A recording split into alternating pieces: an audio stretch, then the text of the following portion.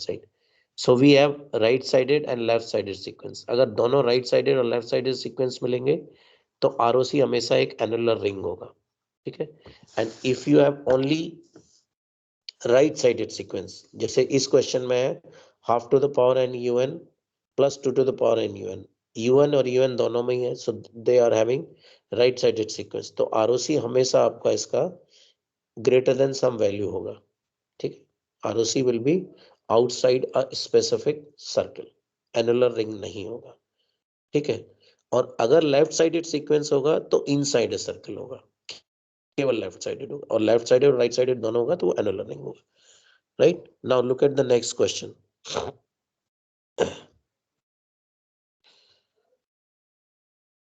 Next question में देखिए है xn is 7 1/3 to the power n un minus 6 1/2 to the power n u of n.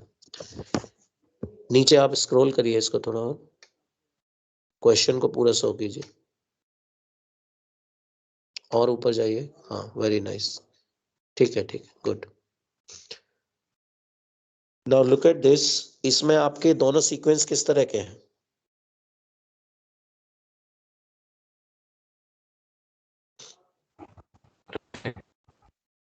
हाँ, right sided. Right sided. तो हमारा जो आरओसी होगा वो कहाँ जाएगा?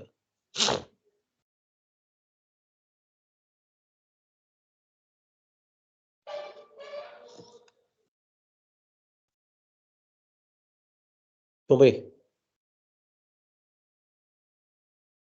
अगर आप फर्स्ट वाले का देखेंगे, फर्स्ट वाले पार्ट का देखेंगे तो आरओसी होगा z mod of z greater than 1/3. Second का देखेंगे तो आएगा mod of z greater than 1/2. And if you combine these two then the ROC will be mod of z greater than 1/2, जो कि आपको नीचे लिखा हुआ है. फिगर भी आपको दिखाया गया है. ठीक है. जो जो डार्क सर्कल आपको दिख रहा है फिगर में, ठीक है, जो हैंड रिटन फिगर है, जो आरओसी डार्क सर्कल आपका है r इक्वल्स टू 1 के against, that is a unit circle. और जो डॉटेड वाला सर्कल है that is z equals to 1/2. Right. So ROC is lying this. ठीक है. पोल्स एंड जीरोस की पोजीशन इसमें दी गई है. पोल्स आपके कहाँ का लाई कर रहे हैं? पोल्स आपका लाई करेगा 1/3 1/2 पर. ठीक है. और जो जीरोस है आपका लाई करेगा z इक्वल्स टू 0 और z इक्वल्स टू 3/2. ठीक है. तो आरओसी फाइनल आपका आ जाएगा greater than 1/2. Look at the next question. Next question में जो फर्स्ट पार्ट है वो आपका है, नीचे आइए थोड़ा और नीचे आइए थोड़ा. Yes, yes, yes. First part आपका लेफ्ट साइडेड सीक्वेंस है, सेकंड पार्ट आपका राइट साइडेड सीक्वेंस है. सो ऑफ कोर्स अगर राइट साइडेड और लेफ्ट साइडेड दोनों होंगे तो आरओसी हमारा लाई करेगा एक एनुलर रिंग. ठीक है. तो जेड ट्रांसफॉर्म निकालना तो उतना डिफिकल्ट नहीं है, क्योंकि एक फॉर्मूला है सीधे सीधे आपके पास, summation of minus infinite to infinite x of n z to the power minus n. If you solve this तो आपको, और फिर जब स्टैंडर्ड हमें पता चल जाता है, जैसे a to the power n u n का है 1/1 माइनस a z इनवर्स. ठीक है. इसी तरह u of minus n minus 1 का भी आपको आंसर मिलता है. तो जेड ट्रांसफॉर्म लिखना उतना डिफिकल्ट नहीं है. इंपॉर्टेंट है आपको पोल्स और जीरोस की पोजीशन उसमें दिखाना, और दूसरा उसका ROC. Since we are having right sided and left sided sequence as well over here, so ROC is lying between, of course यहाँ 1/2 और 1 के बीच में लाई करेगा. वो आपको दिखाया गया है. पोल्स और जीरोस की पोजीशन भी क्वेश्चन में आप देख सकते हैं. ठीक है. कोई भी इसमें से आप देखिए, पोल्स आपके लाई कर रहे हैं 1/2 पर और 1 पर. ठीक है. और आरओसी आपका किसके बीच लाई कर रहा है? 1/2 और 1 के बीच. ठीक है. तो पिछले 3 क्वेश्चंस में जो भी आरओसी आए हैं, पोल्स को लेके आप कोई कमेंट कर सकते हैं. पोल्स और आरओसी का कोई रिलेशन आप देख सकते हैं. ऊपर वाले क्वेश्चन में भी जाइए, थोड़ा ऊपर स्क्रॉल कीजिए इसको. इसमें पोल्स कहाँ कहाँ पर लाई कर रहे हैं? इसमें पोल्स आपके लाई कर रहे हैं 1/3 और 1/2 पर, बट आरओसी हमेशा कहां पर है?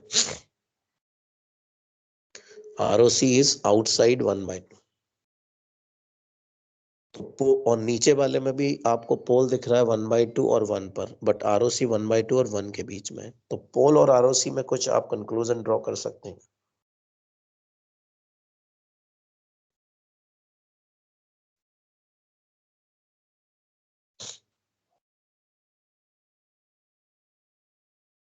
क्यों भाई?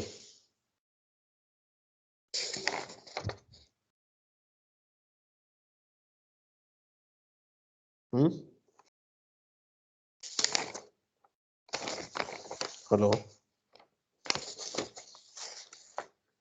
किसी के जहन में कुछ आ रहा है पोल और आरओसी को लेकर?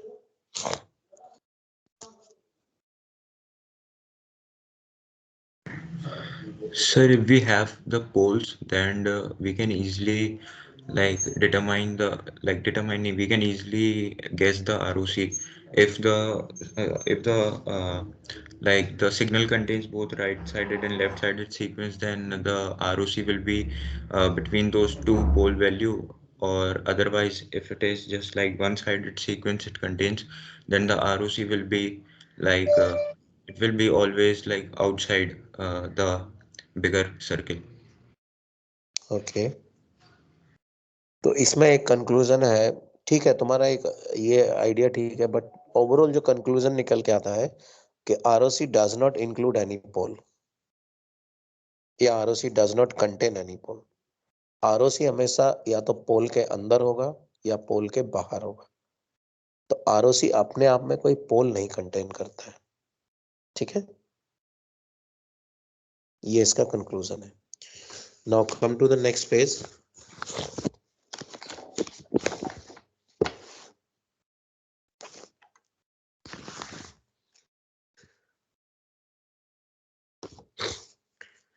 ओके, नेक्स्ट पेज में फर्स्ट क्वेश्चन है e to the power j omega naught n u of n।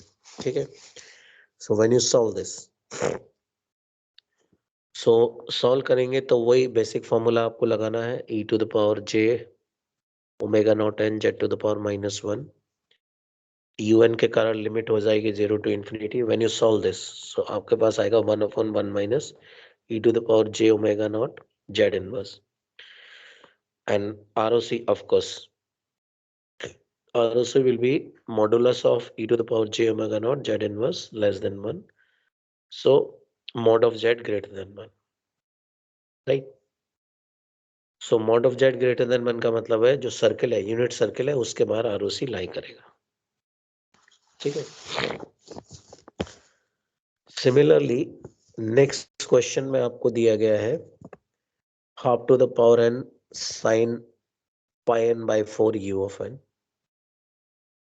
इसको आप कन्वर्ट कर सकते हैं किसके फॉर्म में? एक्सपोनेंशियल के फॉर्म में, because sign can be made up of with the help of complex sinusoids.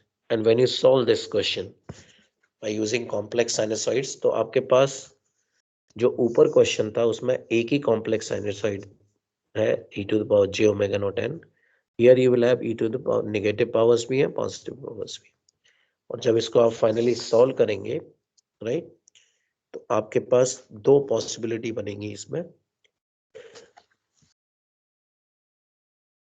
साइनसॉइड्स of different frequency, but उनके पोल्स की जो पोजीशन निकल के आएगी आरओसी को निकालने के लिए, वो आ रही है mod of z greater than 1/3।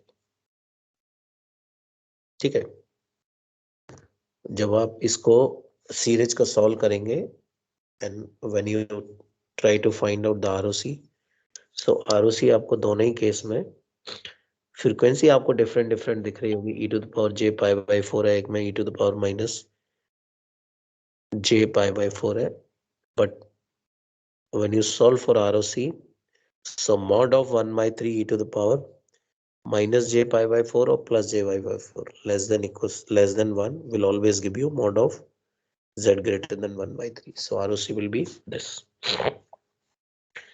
Next sequence है, this is known as finite sequence. Finite sequence का मतलब है it is giving you finite number of impulses. तो finite sequence में आपको दिया है xn, आपको है 1 for n equals to -1, 2 for n equals to 0, -1 for n equals to 1, 1 for n equals to 2 and 0 otherwise. ठीक है, तो इसका आरओसी निकालना आपके लिए इसका जेड ट्रांसफॉर्म निकालना बहुत आसान है, बिकॉज जेड ट्रांसफॉर्म का जो फॉर्मूला है वो है x of n z to the power -1। तो xn आपको दिया गया है और n की वैल्यू भी दी है। फॉर एग्जाम्पल आपको दिया है this is 1 for n equals to -1, तो आपने 1 रख दिया, n को -1 रख दिया, so that is 1 Z inverse. दूसरा है 2 फॉर n इक्वल्स टू 0, तो आपने इसकी जगह 2 रख दिया, n की जगह 0 रख दिया। Similarly -1 for n equals to 1, and when you solve this, overall जो सोल्यूशन आपके पास आ रहा है वो निकल के आ रहा है z³ plus 2z² minus z plus 1 divided by z²। यहाँ पर आरओसी को डिफाइन करना हमारे लिए एक इंपॉर्टेंट चीज है। तो आप यहाँ आरओसी कौन बताएगा क्या होगा आरओसी?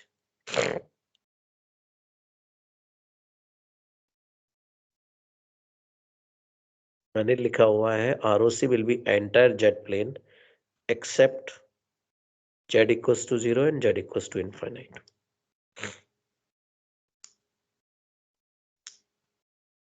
आरओसी को डिफाइन करने के लिए सबसे इंपॉर्टेंट चीज ये होती है we include only those values of z for which the function is not going to be infinite।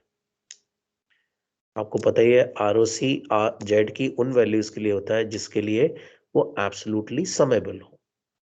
Absolutely summable means it must provide you some finite value.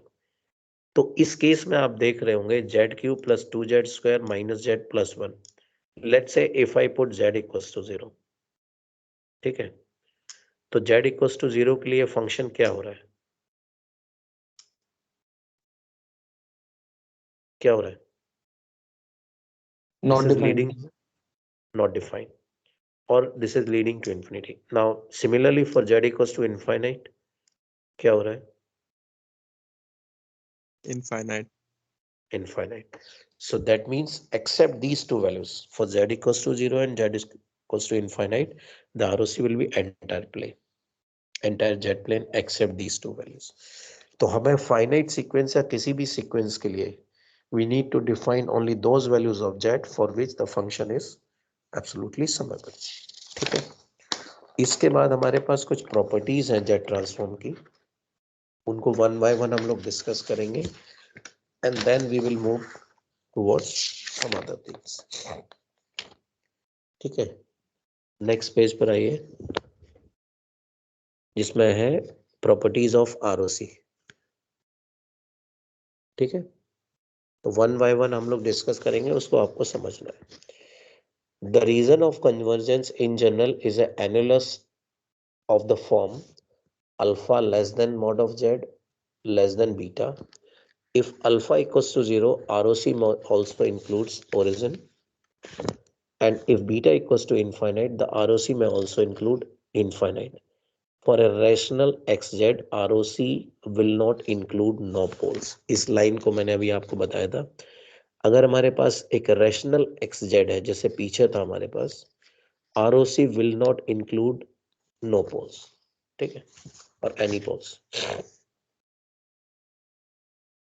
Number 1 इसमें जो प्रॉपर्टीज है वो है एक finite length sequence has a jet transform with ROC that includes the entire jet plane except, जैसे पीछे जो question किया उसी से, possibly z equals to 0 and z equals to infinite।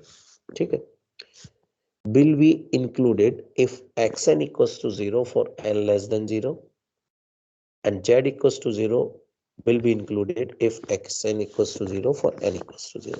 Now what is the meaning of these two things that you understand? Let's say हमारे पास एक function है delta N. ठीक, डेल्टा एन का अगर हम लोग जेट ट्रांसफॉर्म निकालेंगे तो कितना आएगा? Delta n is defined for which value of n? Equal to 0. तो इसका जो जेट ट्रांसफॉर्म आएगा वो कितना आएगा? 1. Jet transform will be 1। ठीक है, तो इसका आरओसी कितना हो जाएगा?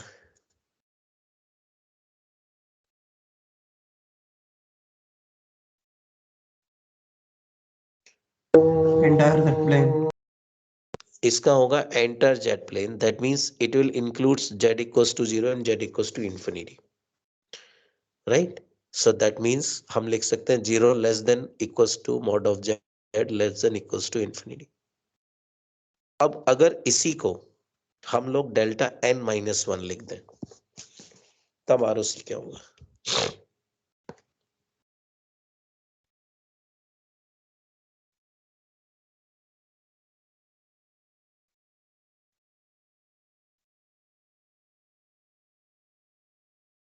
क्यों भाई?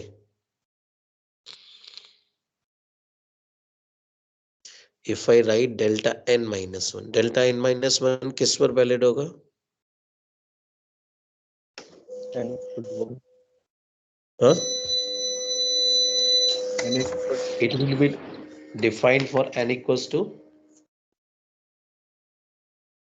1. n equal to 1. तो जेड ट्रांसफॉर्म कितना आ जाएगा? 1 by z. 1 by z।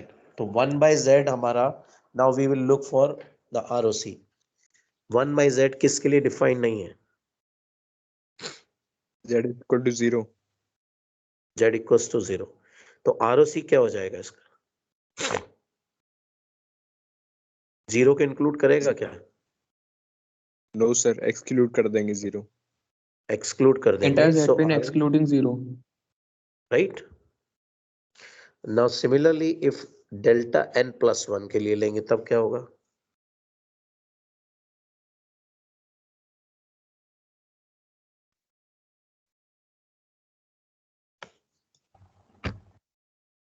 Delta n plus 1 के लिए आएगा z, राइट? तो इसमें क्या इंक्लूड नहीं हो पाएगा? Infinite. So entire z plane excluding infinity, ठीक है?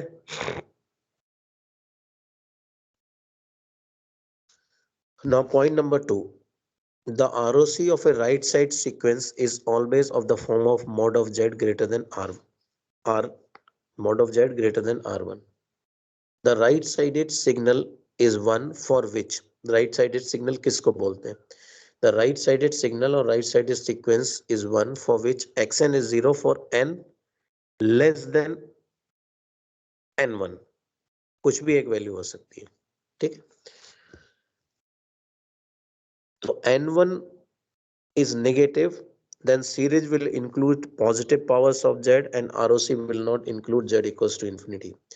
If xn is a causal sequence का मतलब है xn is 0 for n less than 0, the series will have only negative powers of z and ROC will include z equals to infinity also, ठीक है? ये examples आप जब करेंगे तो आपको समझ में आ जाएगा, यहां से भी समझ में आ रहा होगा।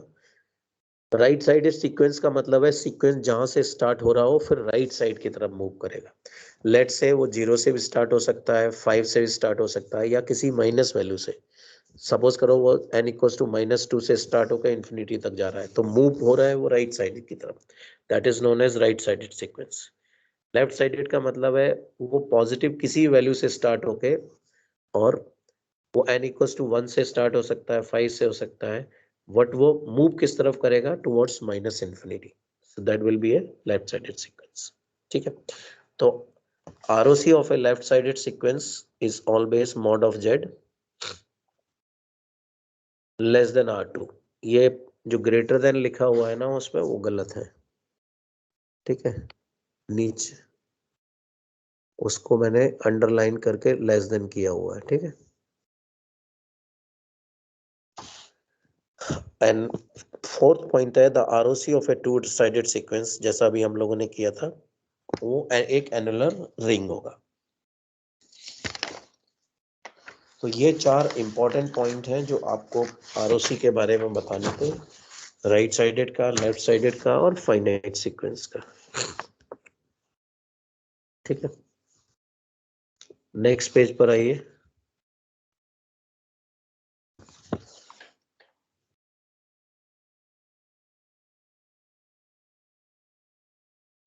नेक्स्ट पेज में जो आप क्वेश्चन देख रहे हैं, क्वेश्चन है आपका a to the power n और n आपका जो वेरी कर रहा है वो है 0 और n-1 के बीच, और a जो है वो है 0 और 1 के बीच। ठीक है, जब आप इसका सॉल्व करेंगे, सॉल्यूशन के बाद इसमें जो आंसर निकल के आता है वो आता है z to the power n minus a to the power n और z to the power n-1 divided by z minus a और alpha what ever it is. तो इसमें आप बता सकते हैं इसका आरओसी क्या आना चाहिए? तो what will be the ROC?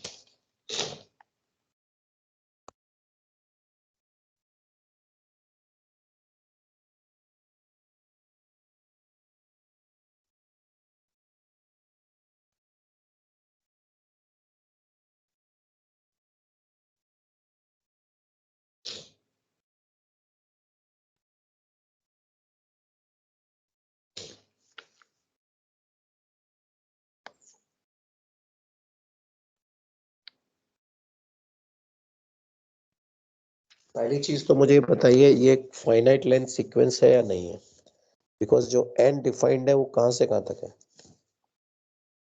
Small n is defined between,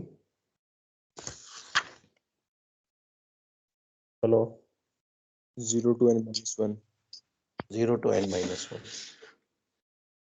इसका मतलब ये फाइनाइट हुआ है नहीं हुआ? यस सर, फाइनाइट है। फाइनाइट। तो फाइनाइट लेंथ में क्या पॉसिबिलिटी हो सकती है? एंटायर जेट प्लेन हो सकता है? No sir. क्यों एंटायर जेट प्लेन क्यों नहीं हो सकता?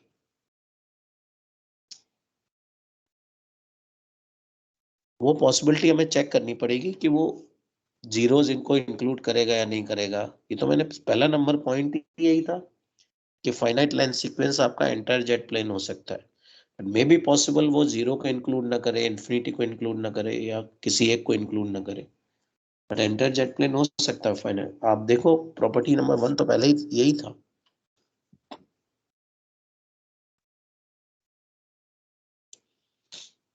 एक क्वेश्चन पीछे कराया था मैंने, एक बैक करो पेज को, इस पेज से Yes, पीछे रहो। ये एक फाइनाइट लेंथ सीक्वेंस था कि नहीं? Yes sir. इस फाइनाइट सीक्वेंस में मैंने आपका जो निकला था क्या निकला था? Entire Z plane excluding 0। 0 and infinity आया था। तो अब यस सर। ये जो क्वेश्चन हम लोग डिस्कस कर रहे हैं वो क्या है?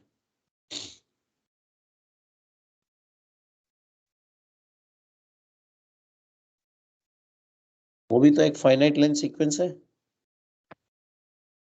Yes because sir. एन आपका डिफाइंड है 0 से। तो ये पॉसिबिलिटी हो सकती है नहीं, एंटायर जेट प्लेन यस होगा, बट हमें ये देखना है कि वो किसको इंक्लूड करेगा किसको नहीं करेगा। तो ये आपको बताना है। इसमें आंसर आपके सामने लिखा हुआ है, इस आंसर को देख के आपको बताना है।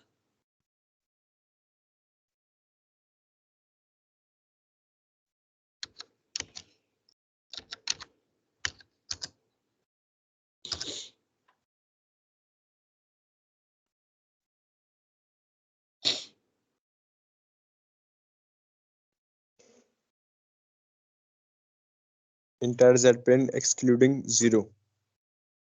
क्यों 0 को क्या एक्सक्लूड करना है ये बता दो मुझे। क्योंकि सर जब हम z इक्वल टू 0 पुट करेंगे जो z एक्स जेड में, तो वो इनफाइनाइट हो जाएगा। क्यों हो जाएगा?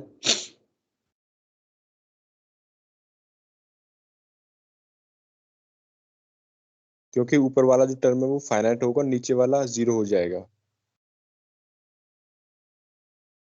क्योंकि that depends upon number of, इसमें z इक्वल्स टू 0 पर कितने पोल्स एग्जिस्ट कर रहे हैं? मैंने आपको बताया था अगर हमारे पास कोई भी रेशनल फंक्शन है तो न्यूमरेटर को 0 रखने से जीरोज आते हैं और डिनोमिनेटर को 0 रखने से उसके पोल्स आते हैं। ठीक है, तो यहाँ आप देख रहे होगे डिनोमिनेटर में z to the power n-1 है सो ये क्या डिफाइन कर रहा है? z to the power n minus 1 define how many number of poles lying at 0, z equals to 0, n minus 1, n minus 1, right? और ऊपर जो टर्म लिखा हुआ है z to the power n minus a to the power n divide by z minus alpha, तो ऊपर वाली term में को जब सॉल्व करेंगे तो एक फैक्टर z माइनस अल्फा जरूर आएगा या z माइनस a जरूर आएगा, तो उसको वो कैंसल आउट कर देगा। तो नंबर ऑफ पोल्स हमारे z इक्वल्स टू 0 पर मिल रहे हैं, ठीक है, and that is n minus 1। तो हम z इक्वल्स टू 0 जैसे ही पुट करेंगे ये पूरा फंक्शन इन्फिनिटी हो जाएगा। तो दैट मीन्स ये किसको इंक्लूड नहीं करेगा? z equals to 0। क्लियर है बात अब? yes sir. Yes, sir. Okay,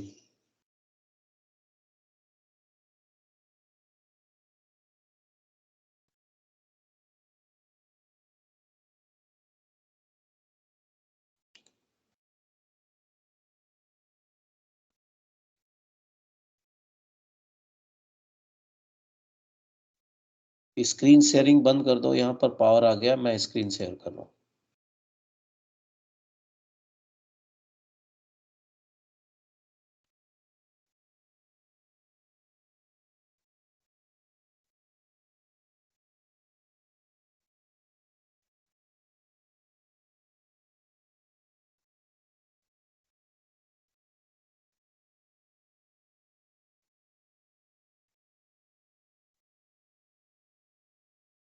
Is it visible to everybody? Yes, sir. Okay, fine.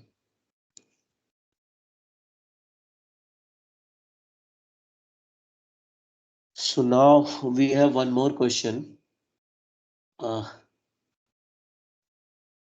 ये है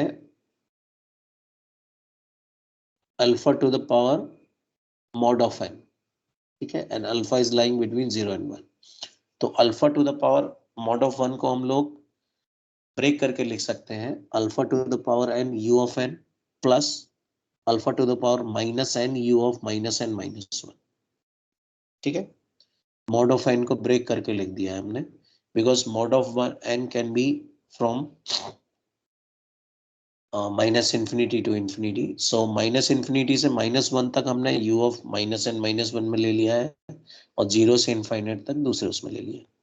तो इसको जब आप सॉल्व करेंगे, ऑफ कोर्स आपके पास दो टर्म आ गई है, एक राइट साइडेड सीक्वेंस है, एक लेफ्ट साइडेड सीक्वेंस है। When you solve this, right, so you will have, क्या मिलेगा आपको? एक एनुलर रिंग मिलेगा, ठीक है। हेलो, क्या बोल रहे हैं?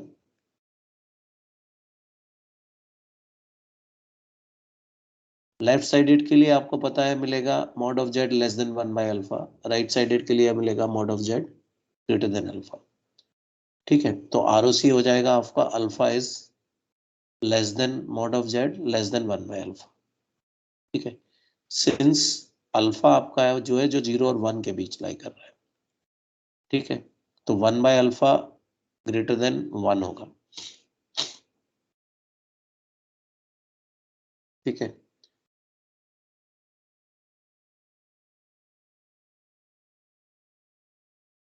नेक्स्ट क्वेश्चन में देखेंगे आप, इसमें हमारे पास क्वेश्चन एग्जांपल जो 3 आपकी स्क्रीन पर दिख रहा है।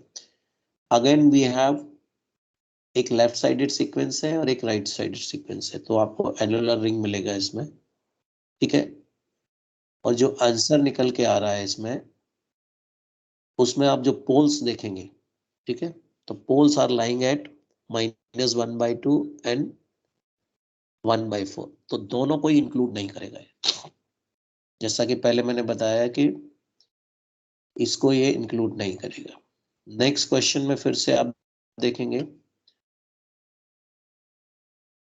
दोनों ही एग्जांपल 4 में u ऑफ n है, यहाँ पर भी ये पूरा राइट साइडेड सीक्वेंस है। राइट साइडेड सीक्वेंस में ROC outside the outer most पोल।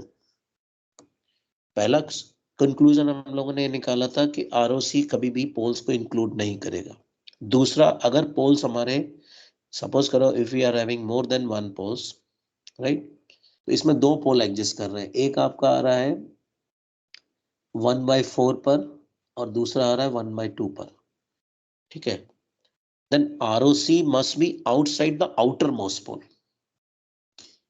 ठीक है, तो outermost pole इसमें आता है 1/2, तो ROC हमारा होगा outside the outermost pole.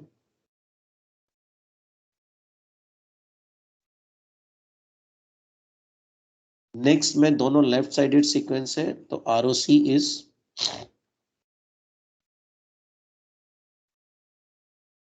ROC क्या होगा, किसी पोल को इंक्लूड नहीं करेगा, बट इसमें फिर से पोल आ रहा है इसका आपका 1/2 पर और 1/4 पर, ये लेफ्ट साइडेड सीक्वेंस है, सो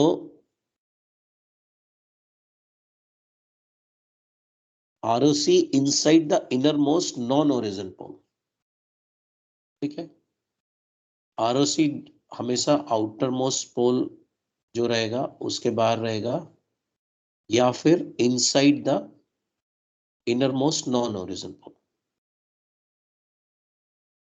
तो अभी तक जितने भी हम लोगों ने चीजों को जानने की कोशिश की है जेट ट्रांसफॉर्म में, उसमें 4 इंपॉर्टेंट पॉइंट है।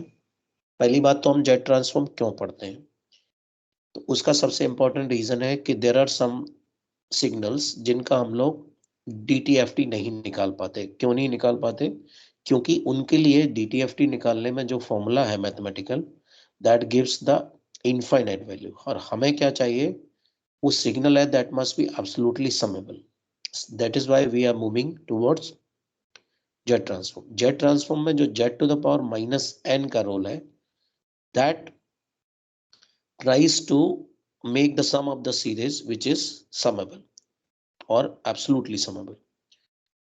तो इसमें एक इंपॉर्टेंट चीज और ऐड हो जाती है जो DTFT में नहीं थी, that is ROC। So we will look for those values of z for which the function is absolutely summable, and that is known as ROC। तो ROC फाइनाइट सीक्वेंस के लिए जो ROC होगा, that may be of 3 types, वो entire jet plane भी हो सकता है, ठीक है, जेट प्लेन में ऐसा भी हो सकता है 0 को ना इंक्लूड करे इनफाइनाइट को करे, ये भी हो सकता है कि वो 0 को इंक्लूड करे इनफाइनाइट को ना करे, ठीक। दूसरा है राइट साइडेड सीक्वेंस का अगर ROC होगा तो वो होगा outside the outer most pole, left side का होगा तो होगा inside the inner most pole non origin pole, और अगर हमारा ROC लेफ्ट साइडेड और राइट साइडेड सीक्वेंस है उसका ROC होगा that will be annular ring, और पोल्स तब भी उसके बाहर ही रहेंगे। तो कुछ स्टैंडर्ड फंक्शंस हैं जिनका जेट ट्रांसफॉर्म यहाँ पर लिखा हुआ है, इसको आप सॉल्व करके भी देख सकते हैं और इसमें दिए गए इस टेबल में, जैसे डेल्टा n का 1 है, ROC सभी का लिखा गया है, एंटायर जेट प्लेन है। दूसरा U ऑफ n है, इसका 1/1 - z इनवर्स है, ROC ग्रेटर देन 1 है, समथिंग लाइक दिस। इन सब को आप खुद से सॉल्व करके देखेंगे, प्रैक्टिस करेंगे, whether you are getting the same results or ROC or not, क्योंकि एग्जाम में जब आता है तो इन्हीं सारे स्टैंडर्ड रिजल्ट्स को लेके आपको आंसर लिखना होता है। तो देयर आर 2 वेज, या तो आपको स्टैंडर्ड रिजल्ट्स पता हो और otherwise you can take the help of that mathematical equation to solve this, ठीक है। इसके बाद जैसे सारे ट्रांसफॉर्म्स की हम लोग प्रॉपर्टी पढ़ते थे, उसी तरह यहाँ पर भी we have the properties of all other transforms, ठीक है। तो इसको हम लोग डिस्कस करेंगे नेक्स्ट क्लास में। आपका नेक्स्ट 2 टर्म में ये खत्म हो जाएगा Z transform, I mean next week में आपका पहले 2 टर्म में जेट ट्रांसफॉर्म, फिर हमारे पास 1 वीक और बचेगा उधर जिसमें हम लोग लैप्लास ट्रांसफॉर्म। मैं कोशिश कर रहा हूँ क्विज आपका बन गया है, होपफुली कल या परसों में, ऐसा भी हो सकता है कि हम लोग 2 क्विज लें, नहीं 1 क्विज तो आपका हो गई। टाइम हम आपको पहले से ही मैसेज कन्वे करके बता देंगे कि टाइम क्या है, ठीक है। क्विज़ेस में आप लोग अच्छा परफॉर्म करो, ठीक है, और प्रैक्टिस आप ज़्यादा से ज़्यादा कीजिए, ठीक है। और क्विज अभी आप लोगों का एक भी नहीं हुआ है ना इसमें, hello? No sir, sessional sessional हुआ है, अच्छा ठीक है। तो क्विज का पैटर्न मैं कुछ थोड़ा डिफरेंट रखने के मूड में हूँ, जिससे कि चीटिंग थोड़ी कम से कम हो पाए, आपका एक्चुअल निकल के आ पाए। देखते हैं क्या तरीका हो सकता है। I am trying to find out this. ठीक है, चलो फिर, थैंक यू।